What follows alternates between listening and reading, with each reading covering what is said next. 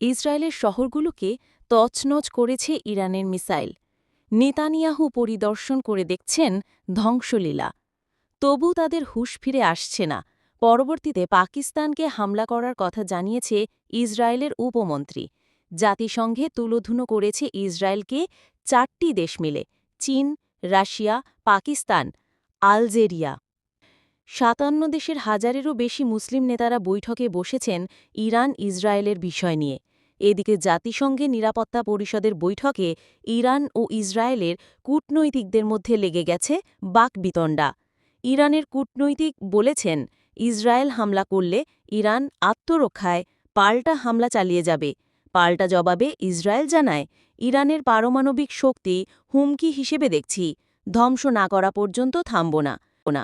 এক পর্যায়ে ইসরায়েলের কূটনৈতিক বলেন, ইরানের কূটনৈতিককে বলেছে, তুমি কোনো একজন নেকড়ে। এতে চরম উত্তেজনা শুরু হয় পরিষদে। এভাবেই শেষ হয়ে যায় মিটিং।